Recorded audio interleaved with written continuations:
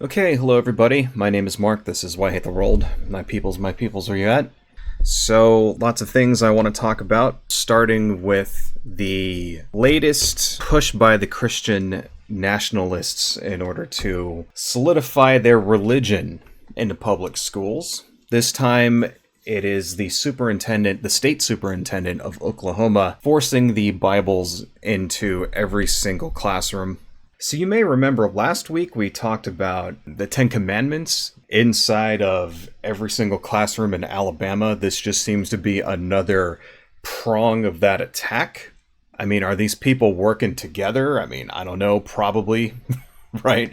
Probably not. I mean, who even knows at this point? But they definitely seem to be sharing this goal of forcing their religion inside of the classroom for everybody else's kids to be forced to learn about. And that really is a goal that the Christian nationalists have been working on for many, many years. And they want to use public money in order to indoctrinate other people's children. It's not good enough that they can just teach their own kids. No, they want to force your children into believing what they believe. Because, Christians don't really seem to believe very much in religious freedom, at least when it comes to other people's religions there. So what's going on with this? Well, it all comes from the state superintendent, and his name is Ryan Walters. Now, this isn't a law that got passed or anything. This actually seems to be Ryan Walters doing this on his own. And what happened was that there was a law relating to religion in schools that got overturned by the Oklahoma Supreme Court. And after that happened, then Ryan Walters, being the state superintendent, decided to take it upon himself in order to force the Bible into every single classroom in Oklahoma. We have here a memo from Ryan Walters. Let's go ahead and turn that on. And let's just make that a little bit bigger. Ryan Walters, State Superintendent of Public Instruction, Oklahoma State Department of Education. To Oklahoma Superintendents, CC, blah, blah, blah, blah, blah. Subject, immediate implementation of foundational texts in curriculum. Effective immediately, all Oklahoma schools are required to incorporate the Bible, which includes the Ten Commandments, as an instructional support into the curriculum across specified grade levels, e.g. grades 5 through 12. This directive is in alignment with the educational standards approved on or about May 2019, which all districts must comply. The Bible is one of the most historically significant books and a cornerstone of Western civilization. Along with the Ten Commandments, they will be referenced as an appropriate study of history, civilization, ethics, comparative religion, or the like, as well as for their substantial influence on our nation's founders and the foundational principles of our Constitution. This is not merely an educational directive, but a crucial step in ensuring our students grasp the core values and historical context of our country. Additionally, the State Department of Education may supply teaching materials for the Bible as permissible to ensure uniformity in delivery.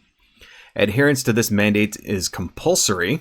Further instructions for monitoring and reporting on this implementation for the 2024-25 school year will be forthcoming. Immediate and strict compliance is expected.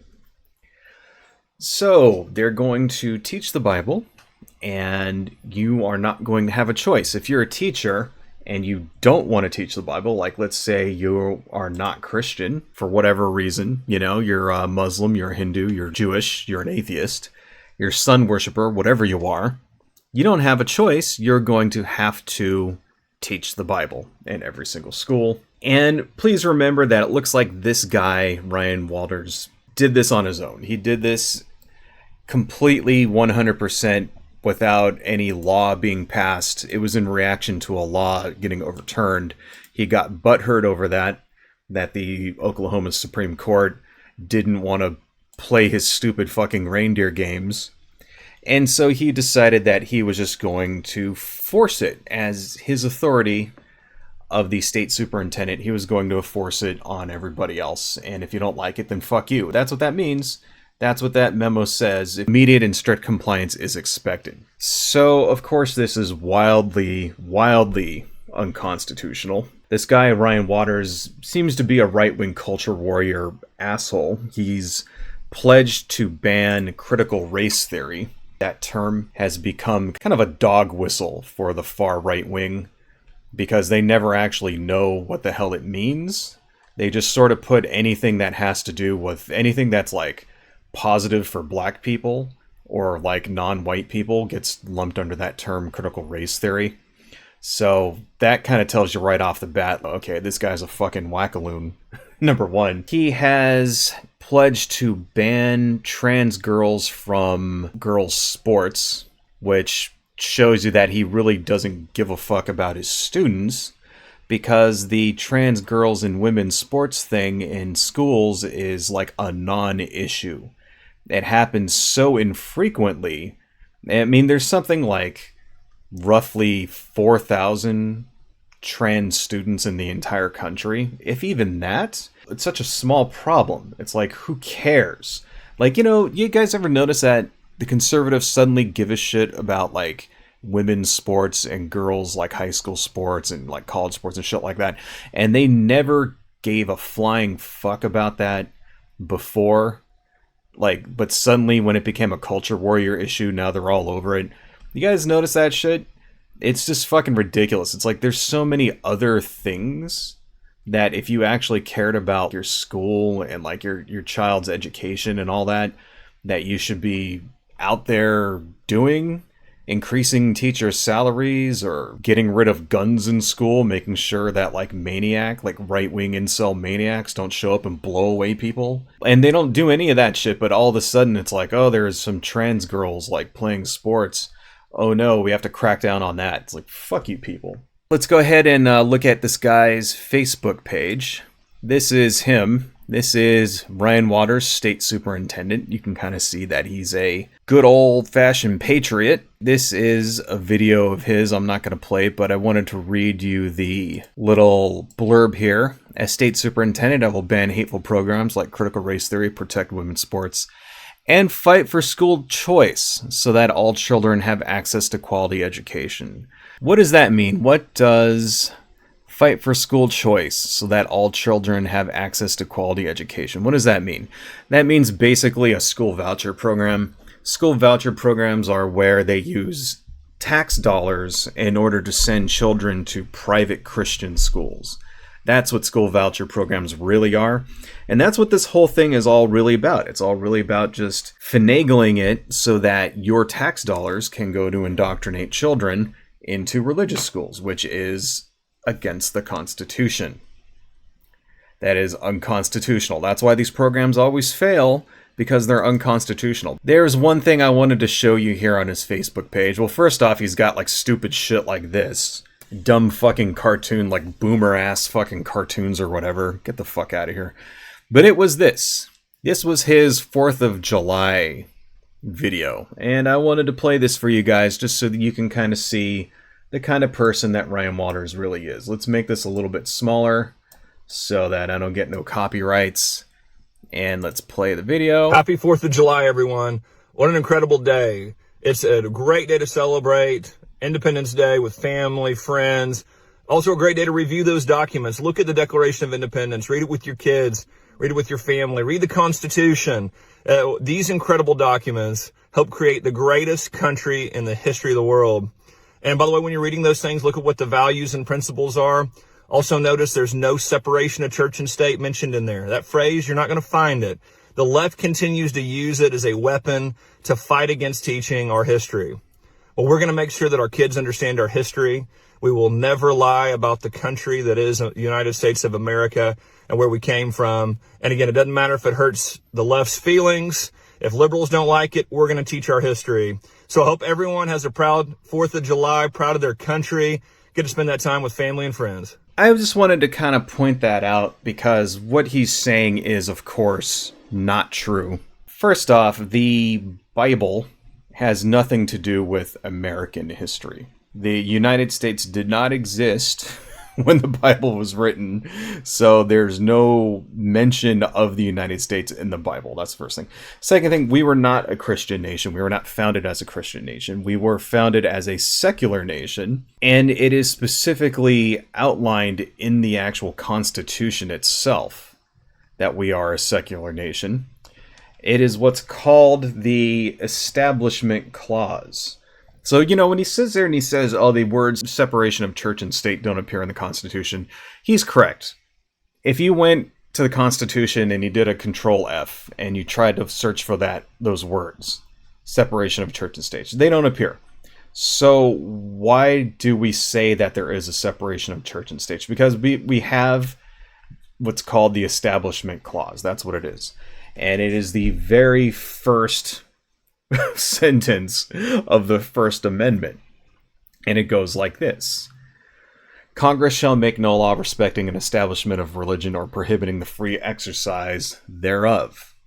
Let's turn this asshole off. That is where we get the term separation of church and state from. Because according to the Constitution, in the very First Amendment, the very first sentence of the very First Amendment, which, you would think that would be important. It seems like the founders thought it was important enough in order to put it like right there at the beginning, right?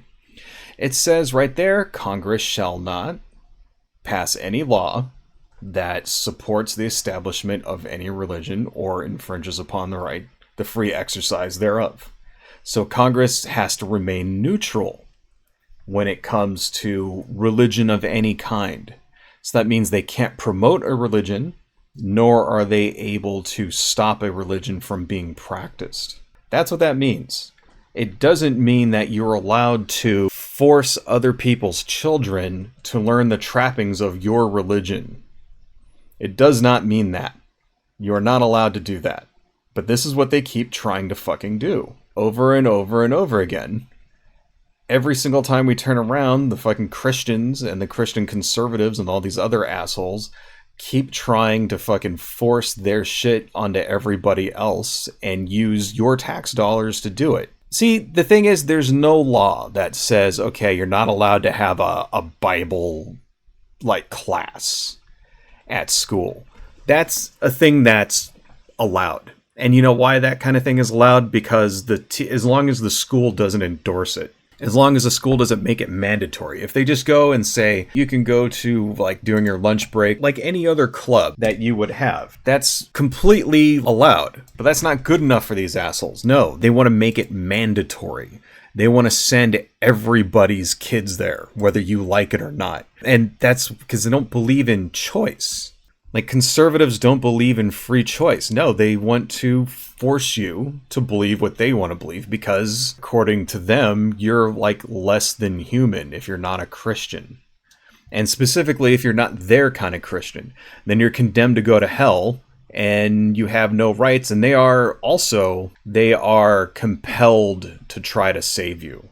So you got to look at it the other way too. Of course, there are some Christians, the conservative asshole Christians, who want to just impose their will on everybody else, and that's all they're interested in, There's some people like that. But the vast majority of these people, they actually believe that they have a mandate from God. They actually believe that Jesus Christ wants them to do this stuff so that everybody can go to heaven. So it's just fucking the Constitution just keeps getting in the way of that. So that's the thing to remember there. This guy Ryan Waters, right? He may even be having oh, now we're doing the right thing and Jesus loves us and we're gonna be rewarded in heaven and all that shit. He may be having those motives, although I know for a fact that those motives are secondary for the majority of these politicians. It's secondary. It's I think poning the libs is up there. Probably up there a lot higher with this guy, right? That's what we got to remember there. And that's why they keep doing it. That's why they keep trying to impose their religious trappings on everyone else. Because they're called to do it. And it keeps getting, no matter how many times it keeps getting overturned, they're still going to keep doing it. Now, I'm not too worried about this, but there's a caveat there. I am a little worried now that the Supreme Court is going to allow shit like this. Because as we've seen over the last couple of months, our Supreme Court is out of fucking control. And they don't care about norms or precedent. See, if we had any other Supreme Court and any other time in history, in the last 50 years, we wouldn't have a problem because they formerly used what's called the Lemon test in order to adjudicate these types of cases. And the Lemon test was named after a guy. His name was Anton Lemon. That was his name. And he was the lead plaintiff in one of the cases that established it. Now, the Lemon test has been in effect for 53 years. And for 53 years, every time a case like this pops up, somebody wants to put the fucking 10 Commandments in front of the State House or something like that. It always gets overturned. And it's because this is what the Lemon test had, right? It had a sort of three-pronged approach. And you had to judge these cases according to these three different prongs. If it failed in any of these three areas, and that meant that we couldn't go for it. We couldn't do it as a government. That meant it failed the Lemon test and it was unconstitutional, right? So first one was the purpose prong. So the statute must have a secular legislative purpose. Now, that means secular. That means it can't just be something that applies to one religion. Here's an example, right? In Israel, the Orthodox Jews are exempt from military service. That's a law that does not have a secular purpose. That would fail the Lemon test. So if you're going to have selective service, it has to apply to everybody. You can't just have one group of we're this religion, so we don't, no. In this country, even if you're a Quaker and you get drafted, you go to fight. Well, then they might put you in a non-combat role. Or something like that. You might be a medic. You might, I don't know, be a mechanic or drive a truck or something like that. But you still get drafted. And in Israel, there's this rule that the Orthodox, the super Orthodox people, they don't get drafted. But everybody else has to serve a 2-year military service. That's what I mean when it says it has to have a secular legislative purpose, right? The second is the effect prong. The principal or primary effect of the statute must have neither advance nor inhibit religion. So you can't put something that says, all right, everybody has to go to church on Sunday. That's not allowed. You can't say that because it advances a religion. And you also can't say, okay, well, no one is allowed to go to church on Sunday because that inhibits religion. So that's the other part of the test. Third, the entanglement prong. The statute must not result in excessive government entanglement with religion. Excessive government entanglement. So what does that mean exactly? Well, that's why all churches are tax exempt, because paying taxes entangles the government with your organization, with your religion. Because that's why churches are also not allowed to organize politically, even though they do. That's actually a law. If you go to a church is supposedly not allowed to endorse a candidate, but they do anyway. And it's kind of bullshit. And that's something that needs to be enforced again. It's okay, well, your church wants to fucking endorse this rabid asshole conservative douchebag or whatever as for president, then your church also needs to start paying taxes. That's how it should be. Right? You don't pay taxes, then you don't get a voice politically. But no, we, of course, in this country are chicken shit, and we don't enforce that fucking law, which is bullshit. So that was the former Lemon test. And then later on in 1997, there was a case called Agnosti versus Felton. And it got modified somewhat, the Lemon test. And basically, the effect and entanglement prongs were combined. And this is how the criteria went after that case. These were the three primary criteria for determining whether government action has a primary effect of advancing religion. Government indoctrination, right? So your government is not allowed to endorse any particular religion, force someone to go to a particular church, ban a particular religion. That's called indoctrination, right? And if that happened, it failed. Defining the recipients of government benefits based on religion. So they couldn't say, okay, anyone who's a Christian gets a check every month, and people who are Muslims or Hindus or agnostics, they don't get it. That's also not allowed. Excessive entanglement between government and religion. So here's another example of that. A state church. Like in England, you had, back in the 15th century or whatever. Actually, even until today, although it's not enforced to my knowledge, but they had the Church of England. back in the day. Henry VIII, whatever. I think it was Henry VIII wants to get divorced and they won't let him. The Catholics won't let him get divorced, so he decides, fuck it, I'm going to start my own church. Starts his own church to get divorced, right? Like, if I remember, that's where the Church of England came from, and then everybody in England had to be part of the Church of England. You didn't have a choice. We don't do shit like that in America, in the United States. That's illegal. That's against the law. There's no official state religion. And for the last 20 years, that's how that went. So why am I afraid that the Supreme Court may overturn this? Because based on what I just read to you guys, you would think like, well, there's no fucking way that this guy's gonna pass the lemon test. This guy forcing the Bible into every single classroom, that shit's over. He's gonna get overturned. And you know what's gonna happen? It's gonna go all the way to the Supreme Court, and then it may not get overturned. Why? Because the Supreme Court has signaled that they're ready to end the lemon test. So there was a case in 2022, Kenny versus Birmingham School District. And this involved an assistant high school football coach who was praying in the middle of every game. And so he'd go out during halftime and he'd pray on the 50-yard line. And then afterwards he'd start praying. And then what happened is that other students came and they started to pray with him, stuff like that. And that's all great and dandy, but the school district was like, hey, you can't do that here. Can you do it somewhere else, not on the 50-yard line? Why? Because it looks like the school is endorsing it. And of course, this guy, being an asshole Christian, said, no, I'm going to force my religion on you, whether you like it or not. I'm going to pray wherever the fuck I want, even if it is in the middle of the goddamn game. And fuck you. So it went all the way to the Supreme Court, and the Supreme Court said, yep, you can do it. And they, as part of this decision, did not strictly overturn the lemon test, but they said lower courts should use something else in favor of a new standard of evaluating religious actions in public schools. As an aside, I would just like to read to you guys the following, just so that we're all on the same page. This is Matthew 6, 5 through 15. And when you pray, do not be like the hypocrites, for they love to pray standing in the synagogues and on the street corners and to be seen by others. Truly, I tell you, they have received their reward in full. But when you pray, go into your room, close the door, and pray to your Father who is unseen.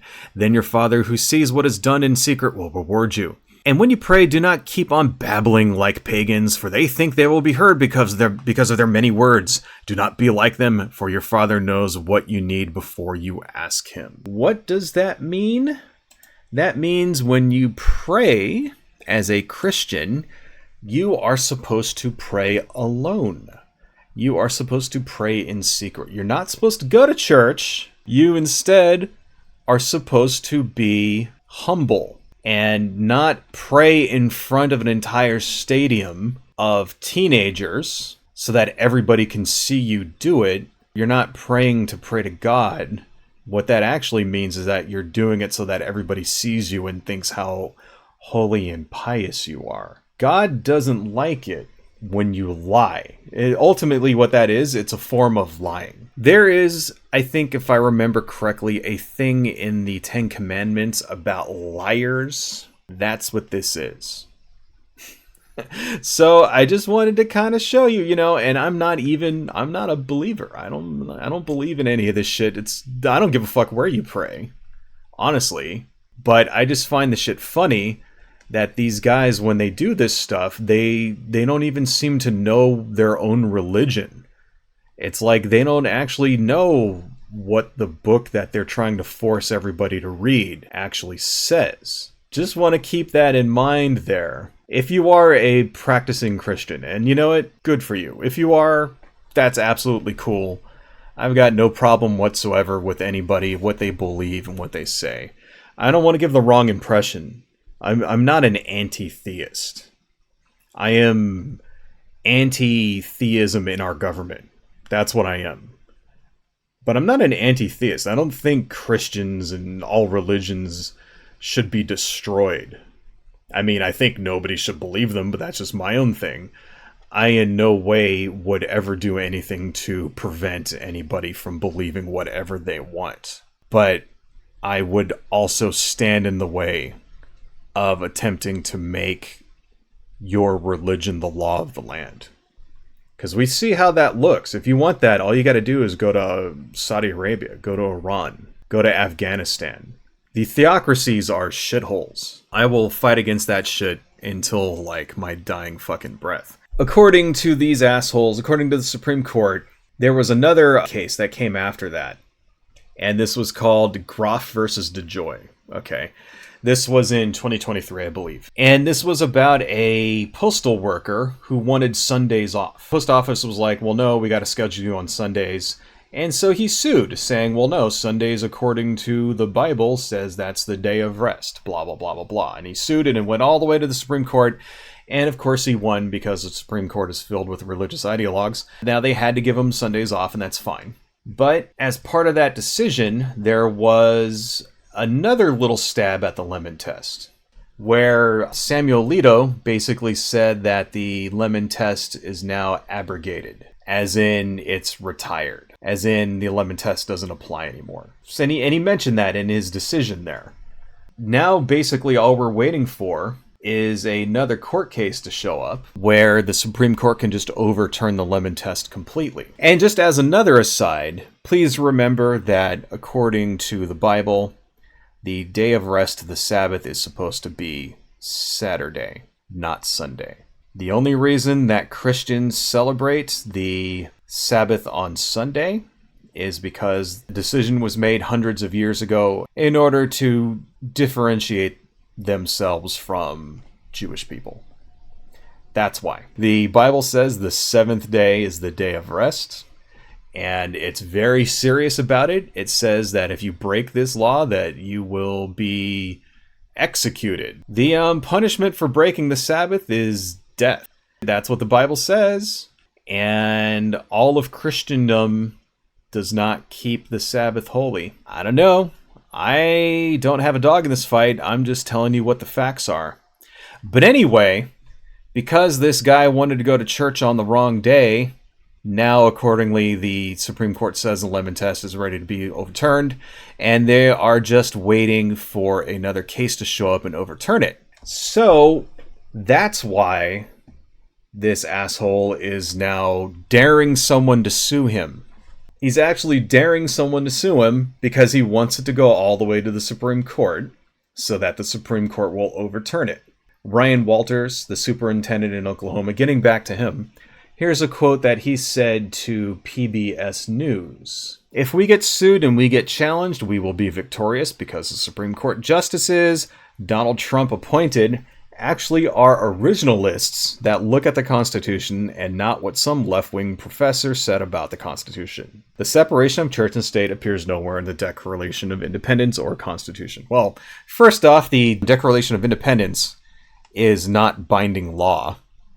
It's not, there's no laws in that, in the Declaration of Independence. That's just a document declaring we are now in an independent country from England. So I don't know why they always quote that shit. Secondly, the Constitution, of course, has the Establishment Clause, as we have been discussing, so this guy doesn't know what the fuck he's talking about, but you can see his challenge. He's confident that the Supreme Court is going to rule in his favor, and he's probably right, because the Supreme Court has said they're itching and ready to do this.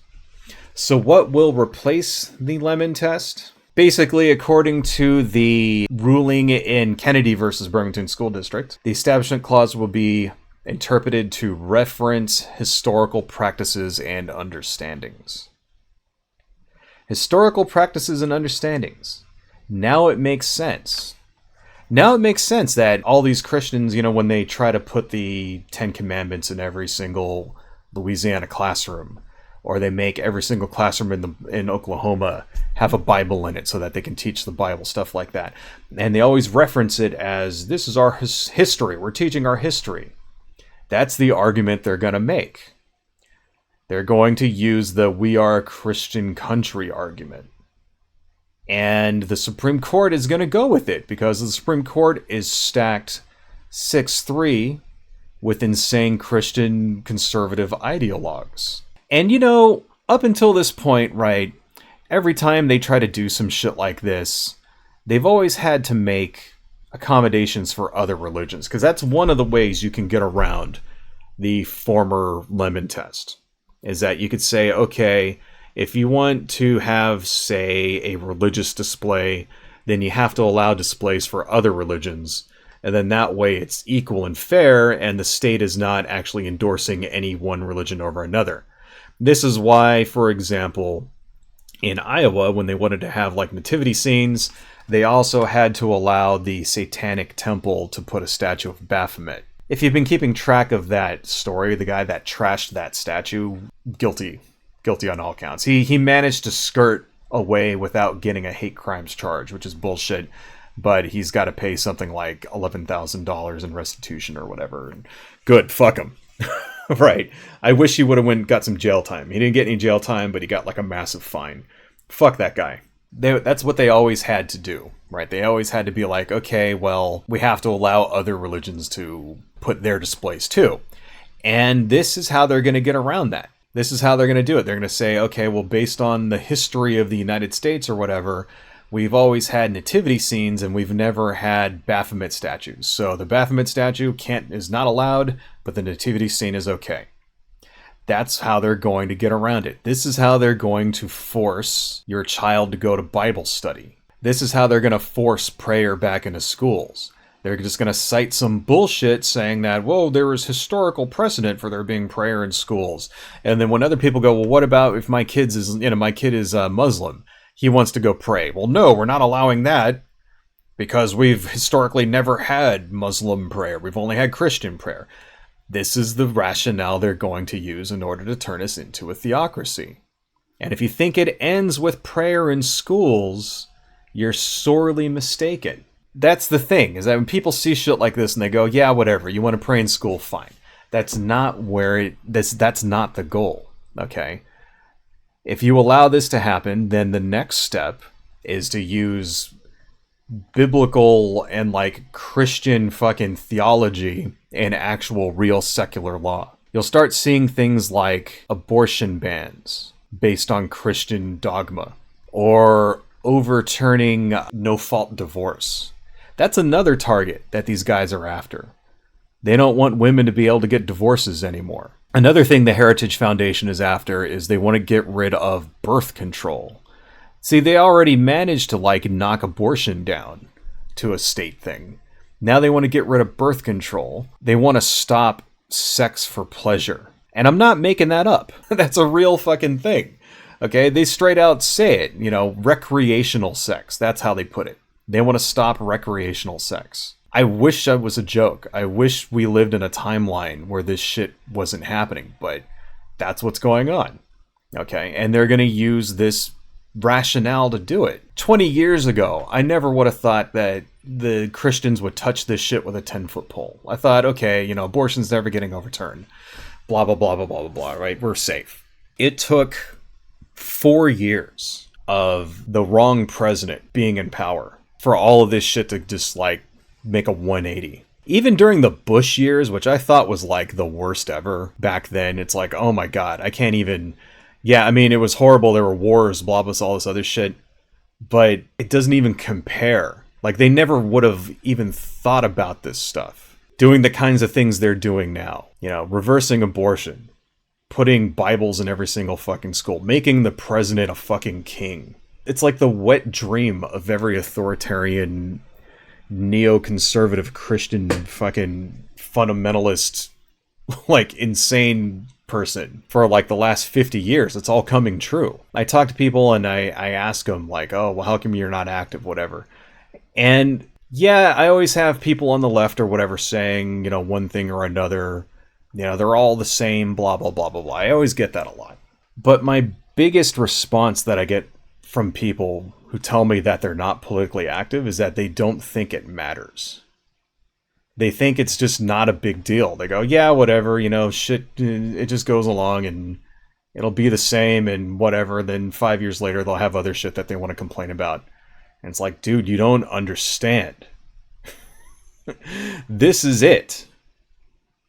This is it. Once this shit's gone, once this happens, it's gonna take years to overturn it, if ever. If you don't think that it can happen here, it can. Societies regress all the time. Look at Iran. Iran was a pretty progressive society. I mean, as far as compared to today, back before the fucking Ayatollah took over, back before the student revolution.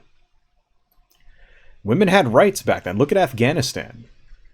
Before before everything went to shit and the invasion and all that. Women had rights. Women weren't forced to be wearing burqas and shit like that. There was like a thriving liberal middle class. And they were quickly on their way to joining the Western world, essentially. To joining the developing world. And then insane religious people fucking took over. And now you got people going to jail for dancing.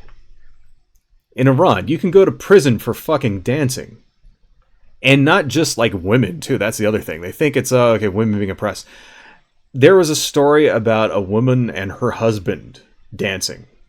And they were like married and everything. And both of them got thrown in prison because they filmed themselves dancing on fucking Instagram. That's what a theocracy is. That's what happens when fucking maniacs take over. Can you imagine that? Can you imagine going to prison for 10 years because a video of you and your spouse dancing, for fuck's sake? Not even like they weren't even showing anything, there was no nudity or nothing like that. They were just like two married people having a good time and they get thrown in prison. There's women right now in Iran going to prison for not wearing a fucking headscarf. Can you imagine that? Can you imagine you wear the wrong thing and the cops are pulling you over, throwing you in jail? If you don't think it can happen here, it can. And you don't think that Christians will do this kind of thing? I got a fucking bridge to sell you. I got a bridge, a furry trout farm, and like 2 jackalope ranches to fucking sell you. Get out there and vote. Hello folks, if you like what I do and you want to support the channel, please consider buying something from my Etsy shop, supporting me on Patreon, liking and subscribing, and checking me out across my social media links listed below. Thank you all so much, and see you next time.